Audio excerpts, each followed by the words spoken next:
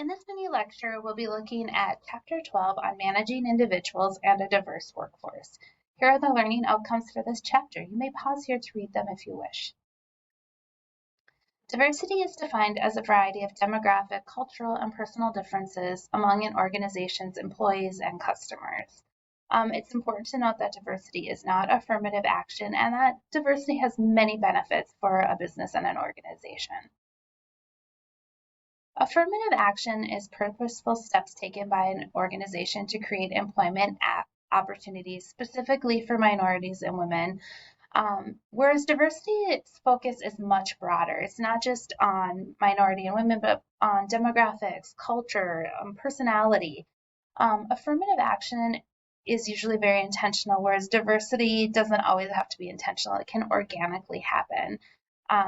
And affirmative action is required by law where diversity is not.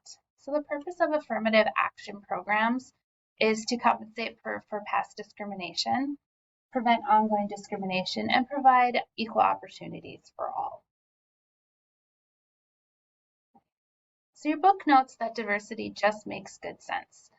It helps with cost savings. It can reduce turnover, decrease absenteeism, and avoid lawsuits, attract and retain workers, drive business growth, and help companies grow through higher quality individuals and higher quality problem solving.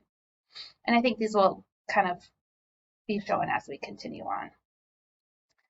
So there are two types of diversity. There's surface level diversity, and these are really those differences that are observable. It's age, sex, race, disabilities, abilities, and deep level diversity is differences that we can't really see, we can't really observe. And we can observe them, but it takes longer. It takes extended interaction. So it's personality, attitudes, and that are communicated through verbal and nonverbal behaviors. So let's look at different dimensions of surface level diversity. The first is age. Age discrimination is treating people differently because of their age. And this can happen with both older workers and younger workers. I'm sure we've all been discriminated against because we're the young kid who doesn't know anything, which isn't always true.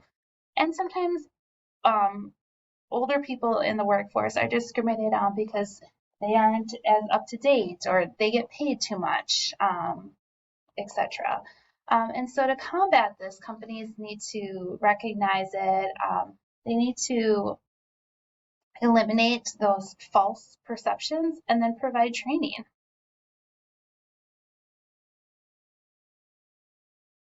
Sex discrimination is treating people differently because of their sex. Specifically, here we're looking at the glass ceiling, and this is the invisible barrier that prevents women and minorities from advancing to top jobs in organizations.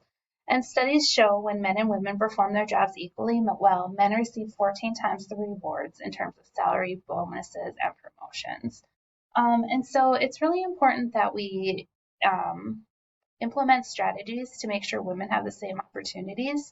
This can be done with mentoring or pairing, promising female executives with senior executives, ensuring that male-dominated social activities don't unintentionally exclude women. Just really making a conceited effort to not discriminate on sex. Here's a infographic which shows how the number of women at Fortune 500 and 1,000 companies in both top earners, corporate offices, and board of directors has really grown since 1995, which is a good thing, meaning that we're making some headway in cracking this glass ceiling.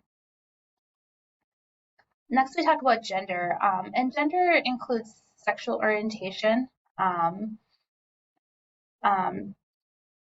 gender identity, understanding that, making sure that we are not discriminating based on sexual orientation or how an individual identifies, and also to provide that training and to provide an inclusive workplace to make people feel comfortable with who they are. And in fact, in 2020, the U.S. Supreme Court expanded their workplace protections for sexual orientation and gender identity to all 50 states. Next, we'll look at surface level diversity in race and ethnicity. So racial and ethnic discrimination is treating people differently because of their race or ethnicity. And there has been progress made in terms of this, but there is still strong evidence of continued racial or ethnic discrimination in the workplace. Some strategies we want to do is look at our hiring rates of whites versus non-whites, surveying employees from different racial and ethnic backgrounds to see how satisfied they are with their job. Employing a private firm to test your hiring systems, eliminating unclear selection and promotion criteria, really taking some of these steps to help us to avoid unintentional discrimination. All right. Other dimensions of surface level disability would be mental or physical disabilities. So disability is a mental or physical impairment that limits one or more major life activities. We don't want to treat people differently because of their various abilities.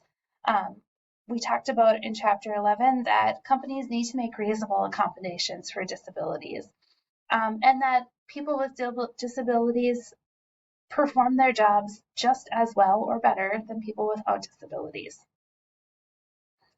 All right, so some of the things that we want to do is make sure that we provide reasonable workplace accommodations, provide assistive technologies, and actively recruit qualified workers with disabilities.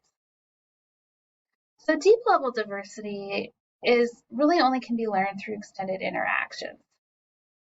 And a lot of it is our disposition and our personalities. We talk about our 5 basic dimensions of personality. These are attitudes, emotions, extroversion versus introversion, emotional stability, agreeableness, conscientiousness, and openness to experience. And all of these things really help to inform who each person is individually. And this is a huge aspect of diversity because we all have different personality dimensions and dispositions that make us unique and can benefit our workplace. So some diversity principles to keep in mind. Follow and enforce federal and state laws. Treat group differences as important but not special. Help people to find common ground. Help people to see how they're the same. This can be done with infinity groups, where people get together to see on a topic that they all have in common, like maybe it's knitting or maybe it's pickleball, and that eliminates some of those differences.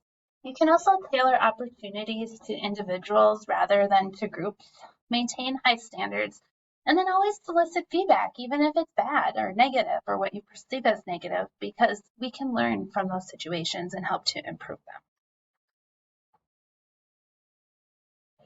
And then lastly, set high but realistic goals. There's different types of diversity training and practices. There is skill-based diversity training. This is training that teaches employees just practical skills to manage a diverse workforce, such as flexibility, adaptability, negotiation, problem solving, conflict resolution. Then there's awareness training, and this is designed to increase employees' awareness of diversity issues and to challenge the underlying assumptions or stereotypes that they may have. We can also conduct diversity audits, which are formal assessments that measure employee and management attitudes, investigate the extent to which people are either advantaged or disadvantaged in terms of hiring and promotions, and review companies' diversity-related policies and procedures. And then there's diversity pairing. This is a mentoring program where you put people from different ages, backgrounds, sexes, race, ethnicities, and you put them together and you let them get to know each other and to better understand each other. So that is a really brief overview of diversity in the workplace. If you have any questions, please contact me.